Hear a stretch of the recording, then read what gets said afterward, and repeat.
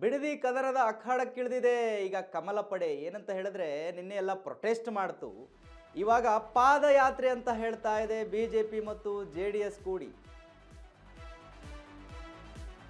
ಬಿಡದಿ ಕದರದ ಅಖಾಡಕ್ಕಿಳಿದಿರ್ತಕ್ಕಂಥ ಕಮಲ ಪಡೆ ಪ್ರತಿಭಟನೆ ಆಯಿತು, ಈಗ ಪಾದಯಾತ್ರೆಗೆ ಸಜ್ಜಾಗಿದೆ. ಬೃಹತ್ ಪಾದಯಾತ್ರೆಗೆ ಬಿಜೆಪಿ ನಾಯಕರು ಸಿದ್ಧರಾಗಿದ್ದಾರೆ.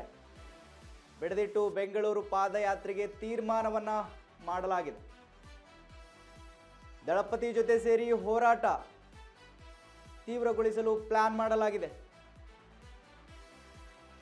ಮಳೆಗಾಲದ ಅಧಿವೇಶನಕ್ಕೂ ಮುನ್ನವೇ ಬಿಜೆಪಿ ಪಾದಯಾತ್ರೆಗೆ ಪ್ಲಾನ್ ಮಾಡಿರೋದು.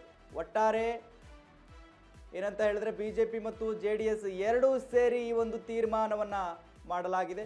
ಬಿಡದಿ ಜೊತೆ ಕನಕಪುರ ಬಳಿ ಏರ್ಪೋರ್ಟ್ಗೂ ಕೂಡ ವಿರೋಧವನ್ನು ವ್ಯಕ್ತಪಡಿಸುವ ಸಾಧ್ಯತೆಗಳಿದ್ದಾವೆ.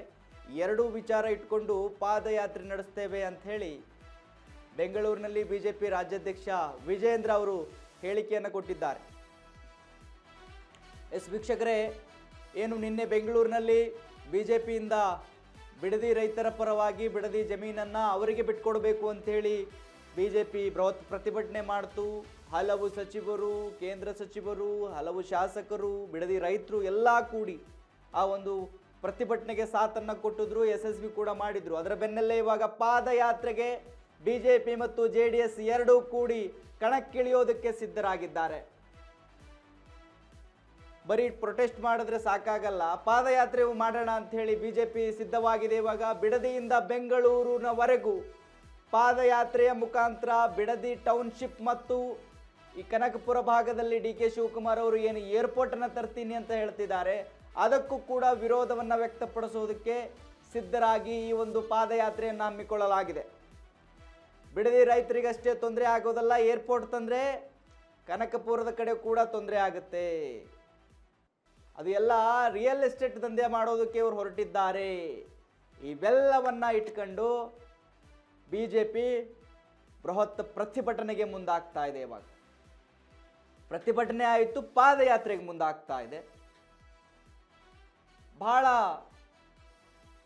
ದಿನದ ಹಿಂದೂ ಕೂಡ ಬಿಡದಿಯಲ್ಲಿ ನಡೀತಾ ಇದ್ದ ಪ್ರತಿಭಟನೆಗೆ ಬಿಜೆಪಿ ಎಂಟ್ರಿ ಕೊಟ್ಟಿದೆ. ಇವಾಗ ಇಷ್ಟು ದಿವಸದಿಂದ ಮರೀಚಿಕೆ ಆಗಿ ಹೋಗ್ಬಿಟ್ಟಿತ್ತು.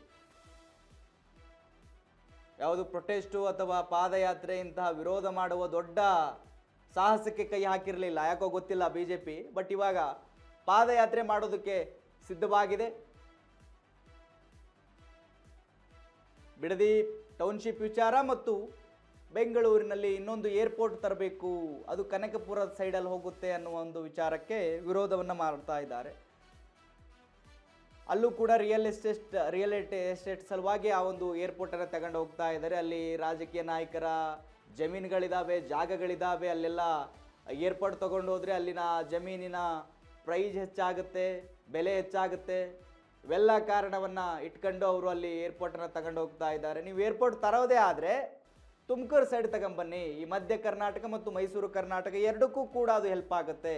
ಉತ್ತರ ಕರ್ನಾಟಕಕ್ಕೆ ಹೋಗೋದಕ್ಕೂ ಕೂಡ ಚೆನ್ನಾಗಿರೋ ರೋಡ್ ಇದೆ, ಅಲ್ಲೂ ಕೂಡ ಅದು ಹೆಲ್ಪ್ ಆಗುತ್ತೆ. ಇವೆಲ್ಲವನ್ನ ಇಟ್ಕೊಂಡು ಇವಾಗ ಪಾದಯಾತ್ರೆಗೆ ಮುಂದಾಗ್ತಾ ಇದ್ದಾರೆ. ಇದ್ರ ಬಗ್ಗೆ ಮಾತನಾಡಿದರೆ ರಾಜ್ಯಾಧ್ಯಕ್ಷ ವಿಜೇಂದ್ರ ಅವರು, ಕೇಳಿಸ್ಕೊಂಬನ್ನಿ. ಬೀದಿಗಿಳಿದು ಈ ರೈತ ವಿರೋಧಿ ಕಾಂಗ್ರೆಸ್ ಸರ್ಕಾರದ ವಿರುದ್ಧ ಪ್ರತಿಭಟನೆ ಕೂಡ ಮಾಡ್ತಾ ಇದ್ದಾರೆ. ಆದರೆ ಮಾನ್ಯ ಮುಖ್ಯಮಂತ್ರಿಗಳು ಡಿ ಕೆ ಶಿವಕುಮಾರ್ ಅವರು ರೈತರ ಹಿತಾಸಕ್ತಿಯನ್ನ ಕಾಪಾಡುವ ಬದಲಾಗಿ ರಿಯಲ್ ಎಸ್ಟೇಟ್ ಮಾಲೀಕರ ಹಿತಾಸಕ್ತಿಯನ್ನ ಕಾಪಾಡೋದಕ್ಕೆ ಹೊರಟಿದ್ದಾರೆ.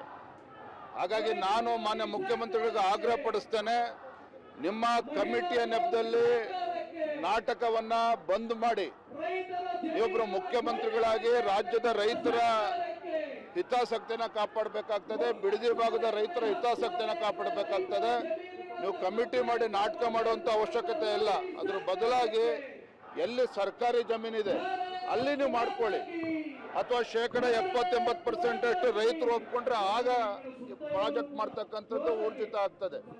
ಬಲವಂತವಾಗಿ ಗುಂಡಾಗಳನ್ನ ರೈತರ ಮನೆಗೆ ಕಳಿಸಿ ಒತ್ತಾಯಪೂರ್ವಕವಾಗಿ ಜಮೀನನ್ನ ಕಸ್ಕೊಳ್ಳಕ್ಕೆ ಹೊರಟಿದ್ದೀರಿ. ಕೃಷಿಗೆ ಯೋಗ್ಯವಾಗಿರ್ತಕ್ಕಂಥ ಜಮೀನನ್ನ ಕಸ್ಕೊಳ್ಳಕ್ಕೆ ಹೊರಟಿದ್ದೀರಿ. ಖಂಡಿತ ಯಾವುದೇ ರೈತರು ಇದಕ್ಕೆ ತಯಾರಿಲ್ಲ. ಹಾಗಾಗಿ ಗುಂಡಾಗರ್ದಿಯನ್ನ ಬದಿಗಿಟ್ಟು ರೈತರ ರಕ್ಷಣೆಗೆ ತಾವು ಬರಬೇಕು ಅನ್ನೋ ಆಗ್ರಹವನ್ನು ಭಾರತೀಯ ಜನತಾ ಪಾರ್ಟಿನೂ ಕೂಡ ಮಾಡ್ತಾ ಇದೆ. ಮತ್ತೆ ಏನು ಪ್ರಕರಣಗಳನ್ನು ದಾಖಲು ಮಾಡಿದ್ದಾರೆ ರೈತರ ಮೇಲೆ, ಆ ಪ್ರಕರಣಗಳನ್ನು ಕೂಡ ಡ್ರಾಪ್ ಮಾಡಬೇಕು ಅಂತ ಹೇಳೋದನ್ನ ವಿಡ್ರಾ ಮಾಡಬೇಕು ಅನ್ನೋ ಆಗ್ರಹವನ್ನು ಕೂಡ ಮಾಡ್ತಾ ಇದ್ದಾರೆ.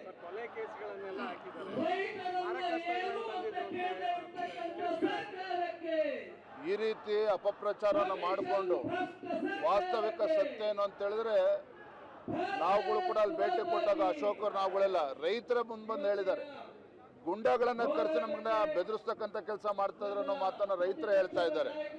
ಈ ರೀತಿ ದಬ್ಬಾಳಿಕೆ ಮಾಡಿಕೊಂಡು ಈ ರೀತಿ ಮಾಡುವಂತ ಅವಶ್ಯಕತೆ ಇಲ್ಲ. ದಯವಿಟ್ಟು ಇದರಿಂದ ಹಿಂಸರಿಬೇಕು ಅಂತೇಳಿ ರಾಜ್ಯ ಸರ್ಕಾರಕ್ಕೆ ಆಗ್ರಹವನ್ನು ಪಡಿಸ್ತಾರೆ. ಬೀದಿಗಿಳಿದು ಎಸ್ ವಿಜೇಂದ್ರ ಅವರು ಮಾತಾಡ್ತಾ ಇದ್ರು, ಇದೆಲ್ಲ ರಿಯಲ್ ಎಸ್ಟೇಟ್ ಹಿತಾಸಕ್ತಿ, ಅವ್ರಿಗೆ ಹೆಲ್ಪ್ ಆಗೋದಕ್ಕೋಸ್ಕರ ಈ ಥರ ಮಾಡುತ್ತೆ ಸರ್ಕಾರ ಅಂತೇಳಿ, ರೈತರ ಬಗ್ಗೆ ವಿಚಾರ ಮಾಡ್ತಾ ಇಲ್ಲ ಅಂತ ಹೇಳಿ ಹೇಳ್ತಾ ಇದ್ರು. ಎಸ್ ಇದರ ಬಗ್ಗೆ ನಮ್ಮ ಪ್ರತಿನಿಧಿ ಪ್ರವೀಣ್ ರಾವ್ ಅವರು ಇನ್ನೂ ಹೆಚ್ಚಿನ ಮಾಹಿತಿ ಕೊಡ್ತಾರೆ. ನನಗೆ ಫೋನ್ ಸಂಪರ್ಕದಲ್ಲಿ ಸಿಗ್ತಾ ಇದ್ದಾರೆ. ಎಸ್ ಪ್ರವೀಣ್ ರಾವ್, ಇವಾಗ JDS ಮತ್ತು BJP ಎರಡೂ ಸೇರಿ ಪಾದಯಾತ್ರೆಗೆ ಏನು ಸಿದ್ಧತೆಯನ್ನು ಮಾಡ್ಕೊಂಡಿದ್ದಾವೆ. ನಿನ್ನೆ BJP ಫ್ರೀಡಮ್ ಪಾರ್ಕ್ನಲ್ಲಿ ಪ್ರೊಟೆಸ್ಟ್ ಮಾಡ್ತು, ಪ್ರೊಟೆಸ್ಟ್ ಯಶಸ್ವಿ ಆಗಿದೆ. ಅದರ ಬೆನ್ನಲ್ಲೇ ಪಾದಯಾತ್ರೆಯನ್ನು ಹಮ್ಮಿಕೊಂಡಿರೋದು. ಹೆಚ್ಚಿನ ಮಾಹಿತಿ ಕೊಡೋದಾದ್ರೆ ಏನಿದೆ ಪ್ರವೀಣ್ ರಾವ್?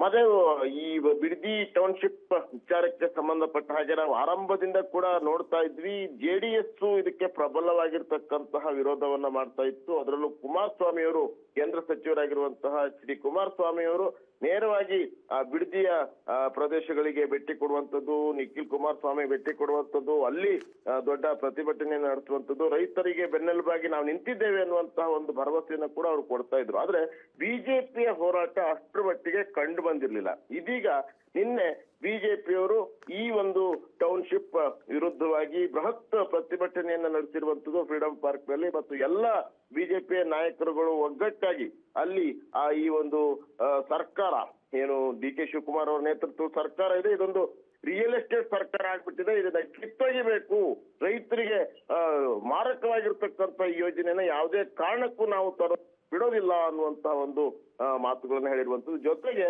ಜಂಟಿಯಾಗಿ ಪಾದಯಾತ್ರೆಯನ್ನ ಅಲ್ಲಿ ಬಿಡದಿ ಟೌನ್ಶಿಪ್ ಏನು ಆ ಪ್ರದೇಶದಲ್ಲಿ ಆಗ್ತಾ ಇದೆ, ಬೈರ್ಮಂಗಲ ಆ ಭಾಗಕ್ಕೆ ಪಾದಯಾತ್ರೆ ಹೋಗುವಂತಹ ಒಂದು ಯೋಜನೆಯನ್ನ ಕೂಡ ಈಗ ರೂಪಿಸಿರ್ತಕ್ಕಂಥದ್ದು. ಅದನ್ನ ಬಿಜೆಪಿಯ ರಾಜ್ಯಾಧ್ಯಕ್ಷರಾದಂತಹ ವಿಜಯೇಂದ್ರ ಅವರು ನಿನ್ನೆ ಅದನ್ನ ಘೋಷಣೆಯನ್ನ ಮಾಡಿದ್ದಾರೆ. ಎರಡೂ ಪಕ್ಷಗಳು ಕೂಡ ಮೈತ್ರಿ ಪಕ್ಷಗಳಾಗಿರೋದ್ರಿಂದ ಬಿಜೆಪಿ ಮತ್ತು JDS ಮೈತ್ರಿ ಧರ್ಮವನ್ನ ಪಾಲನೆ ಮಾಡ್ಬೇಕಾಗಿರ್ತಕ್ಕಂಥ ಅಗತ್ಯ ಕೂಡ ಇದೆ. ಜೊತೆಗೆ ಒಂದು ದೊಡ್ಡ ಮಟ್ಟಿಗಿನ ಹೋರಾಟವನ್ನ ಕೈಗೊಳ್ಳೋದಿಕ್ಕೆ ಈಗಾಗಲೇ ಅವರು ನಿರ್ಧಾರವನ್ನ ಮಾಡಿದ್ದಾರೆ. Mahadev, okay thank you Praveen Rao, ನೀವೆಲ್ಲ ಮಾಹಿತಿಗಾಗಿ.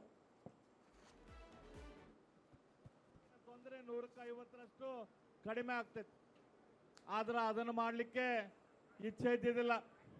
ಕೇವಲ ಒಂದು ಟೆಂಡರ್ನ ಮೂಲಕ ಸರ್ಕಾರವನ್ನು ಲೂಟಿ ಹೊಡಿಬೇಕನ್ನಂತ ಯೋಜನೆ DK ಶಿವಕುಮಾರ್ ಅವರು ಮಾಡಿದರು. ಆದ ನಂತರ ಇವರು ಆಲ್ರೆಡಿ ಇವರು ಅಧಿಕಾರಕ್ಕೆ ಬರೋ ಟೈಮ್ದಲ್ಲಿ ರಾಜ್ಯ ಬರಗಾಲದ ಬವಣೆಗೆ ಸಿಗ್ತೈತಿ, ಬರಗಾಲದ ಕುರುಗಳು ಎಲ್ಲ ಕಡೆ ಕಾಣ್ತಾ ಇದ್ದಾವಂತಿತ್ತು. ಹಾಗಾಗಿ ಮೊದಲ ಮಂತ್ರಿಮಂಡಲದಲ್ಲಿನ ಕೃಷಿ ಸಚಿವರು, ಹೊಸ ನೀರಾವರಿ ಸಚಿವರು, ಹಾರ್ಟಿಕಲ್ಚರ್ ತೋಟಗಾರಿಕೆ ಸಚಿವರು, ಮೀನುಗಾರಿಕೆ ಸಚಿವರು, ಸಕ್ಕರೆ ಸಚಿವರು, ಸಣ್ಣ